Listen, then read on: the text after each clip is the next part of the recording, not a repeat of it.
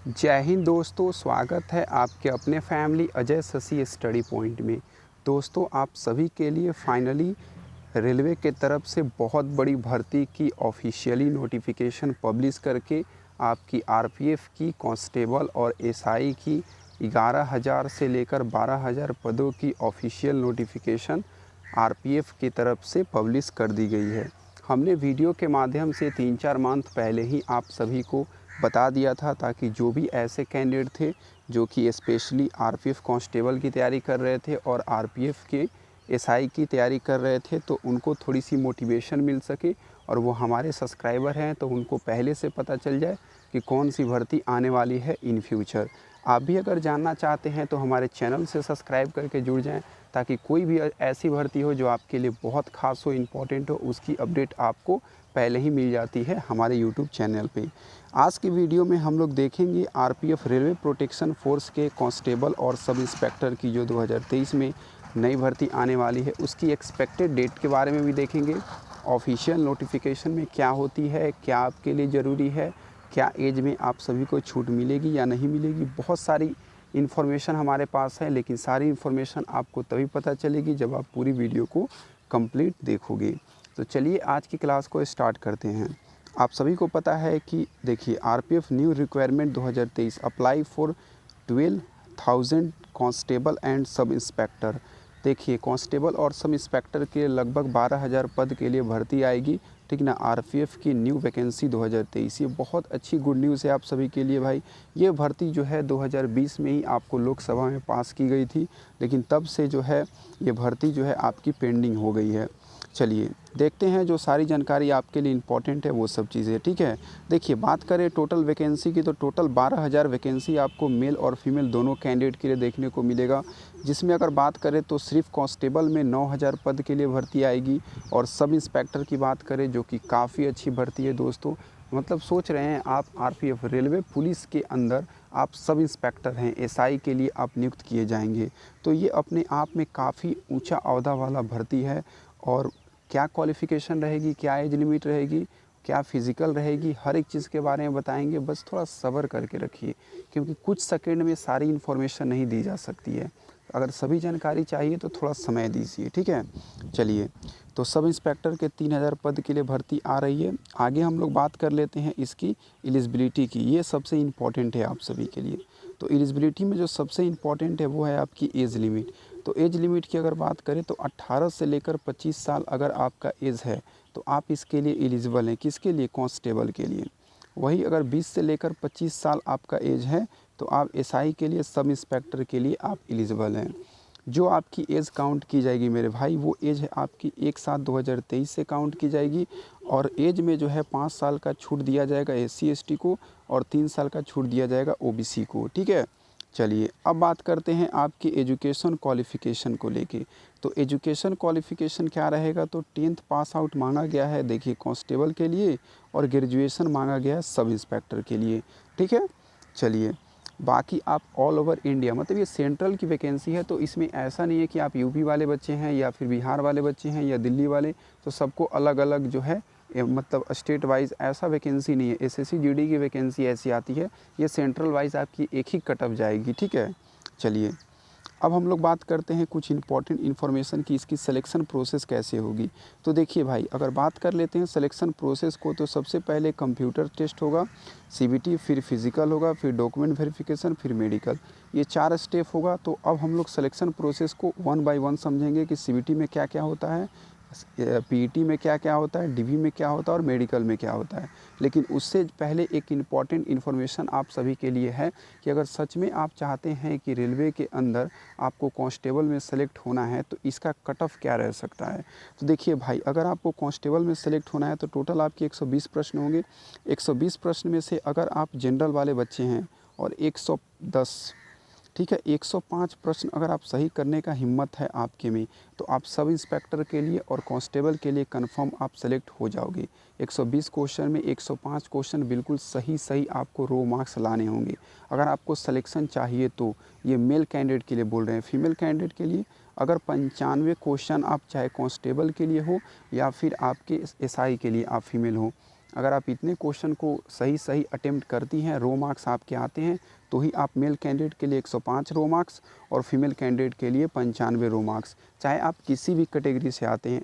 मान लेते हैं, देखिए ओबीसी ईडब्ल्यूएस और जनरल, ये तीनों का कट ऑफ तो 105 ही रहेगा, बाकी 2-2 3-3 नंबर एससी एसटी का आप कम कर लीजिए, ठीक है। लेकिन 100 से नीचे तो किसी का भी सिलेक्शन नहीं होगा, ये आप लिख लीजिए।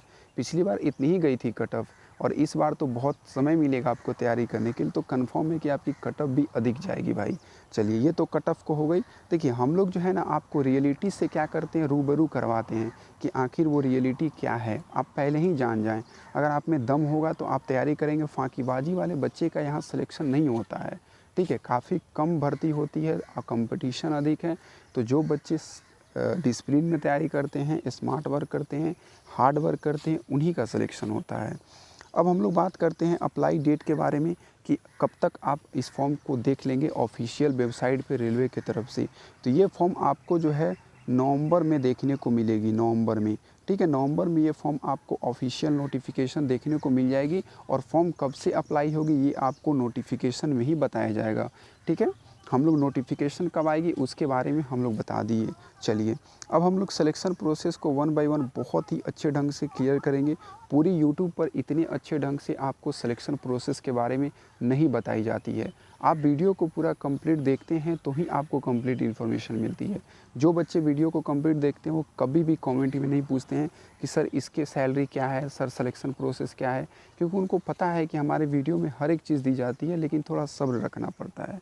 चलिए, अब बात करते हैं पे स्किल की कि अगर आप सेलेक्ट होंगे तो इसकी सैलरी क्या मिलेगी।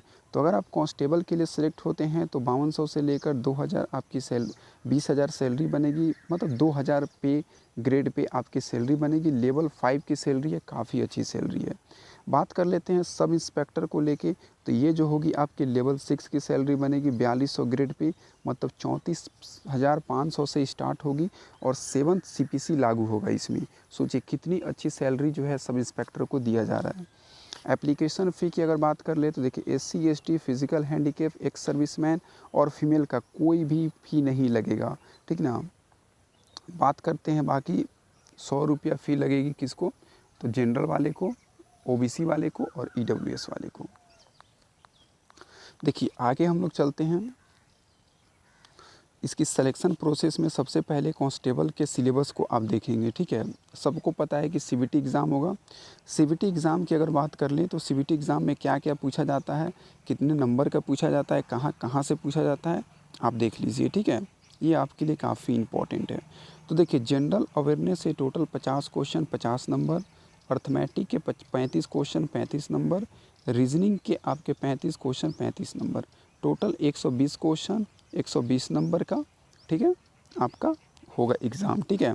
देखिए, यहाँ पे जो मैथ और रीजनिंग का वेटेज है वो टोटल 70 क्वेश्चन है। बाकी अकेले 50 क्वेश्चन में जीके आता है, उसी में आपका साइंस भी होगा, करेंट अफेयर भी होगा, हिस्ट्री भी होगा, पॉलिटी भी होगा, इकोनॉमिक्स भी होगा, जियोग्राफी भी होगा। आपका हर एक जीके के जितने भी सेक्शंस आते हैं वो सारे सेक्शंस आपके 50 नंबर में रहेंगे। देखिए, अब बात करते हैं कांस्टेबल की PST के बारे में और PET के बारे में। तो देखिए, फिज़िकल मेज़रमेंट की अगर बात कर लेते हैं तो इधर हाइट देखेंगे, इधर चेस्ट देखेंगे, ठीक है। देखिए, UR और OBC में जो मेल कैंडिडेट हैं उनका देख लीजिए 165 सेंटीमीटर हाइट चाहिए, और फीमेल में अगर हैं तो 157 सेंटीमीटर हाइट चाहिए, ठीक है। अगर बात कर लेते हैं SC ST में, अगर आप मेल कैंडिडेट हैं तो आपका हाइट 160 और फीमेल कैंडिडेट है तो आपका हाइट 152। बात कर लेते हैं अगर इसके अलावा आप इसमें से आप किसी कैटेगरी में आते हैं तो आपका हाइट देख लीजिए मेल के लिए और फीमेल के लिए। चलिए, ये तो आपने देख लिया। अब हम लोग चेस्ट पे बात करते हैं। चेस्ट सिर्फ मेल कैंडिडेट के लिए होता है, ठीक है। देखिए, UR और OBC वाले मेल कैंडिडेट का चेस्ट 80 सेंटीमीटर नॉर्मल और फूलने के बाद जो होगा 85 सेंटीमीटर। SC ST वाले जो मेल कैंडिडेट होगा उनका चेस्ट 76.25 और फूलने के बाद 81.25। बाकी इसमें से किसी कैटेगरी से आप कैटेगरी वाले बच्चे हैं तो आपका चेस्ट 80 से 85 ही मेज़र किया जाएगा, ठीक है। अगर आप कांस्टेबल के लिए सेलेक्ट होते हैं या उसकी तैयारी करते हो, तो उसमें जो रनिंग होगी मेल कैंडिडेट के लिए वो देख लीजिए 1600 मीटर की रनिंग होगी, जिसके लिए आपको जो टाइम दिया जाएगा 5 मिनट 45 सेकेंड। काफ़ी कम वक्त दिया जाता है क्योंकि बच्चे जो है पढ़ाई पे बहुत अधिक फोकस करते हैं और उनका फिज़िकल बिल्कुल ही ज़ीरो रहता है। वहाँ पे ग्राउंड पे एक बैच में अगर 20 बच्चे को सेलेक्ट करना है तो वहाँ 20 बच्चे भी रनिंग को क्वालिफाई नहीं कर पाते हैं दिए हुए समय में। तो आपको फ़िज़िकल के लिए भी अपने आप को थोड़ा थोड़ा प्रिपेयर रखना है। देखिए अगर बात कर लेते हैं फीमेल कैंडिडेट की, तो 800 मीटर की रनिंग होगी और समय आपको दिया जाएगा 3 मिनट 40 सेकेंड। बात कर लेते हैं लॉन्ग जंप, मेल कैंडिडेट के लिए 14 फीट और फीमेल कैंडिडेट के लिए 9 फीट। हाई जंप की बात करें तो मेल कैंडिडेट के लिए 4 फीट और फीमेल कैंडिडेट के लिए 3 फीट। चलिए अब हम लोग पीएसटी और पीईटी जो है वो सब इंस्पेक्टर के लिए देखेंगे, ठीक है। देखिए जो सिलेबस है वो सीबीटी वाली वो कांस्टेबल के लिए और सब इंस्पेक्टर के लिए, दोनों के लिए बिल्कुल सेम सिलेबस है, कोई परिवर्तन नहीं है सिलेबस में। चलिए यहाँ पे जो यूआर और ओबीसी वाले बच्चे हैं, ठीक है ना, तो ये देखेंगे अपना हाइट मेल वाले और इधर फीमेल वाले, ठीक है। चेस्ट इधर देखेंगे सिर्फ मेल कैंडिडेट वाले। देखिए वीडियो बहुत लंबी हो जाएगी, आप लोग पढ़े लिखे विद्यार्थी हैं तो हम क्यों एक एक चीज़ को पढ़ पढ़ के बताएं।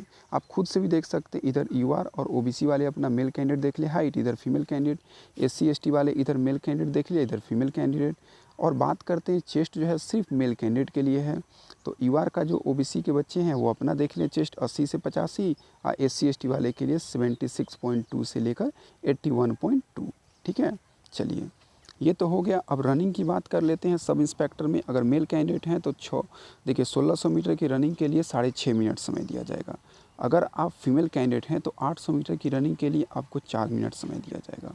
देखिए मेल कैंडिडेट में अगर बात कर लेते हैं तो लॉन्ग जंप 12 फीट मेल को करना है और 9 फीट फीमेल को। हाई जंप की बात करें तो 3 फीट 9 इंच मेल कैंडिडेट को और 3 फीट फीमेल कैंडिडेट को, ठीक है। चलिए अब देख लीजिए आपकी जो इम्पॉर्टेंट लिंक, देखिए ये आपको हमारे टेलीग्राम पे मिल जाएगी। अप्लाई ऑनलाइन यहाँ से अप्लाई कर पाएंगे जब भी ऑफिशियली स्टार्ट होगी।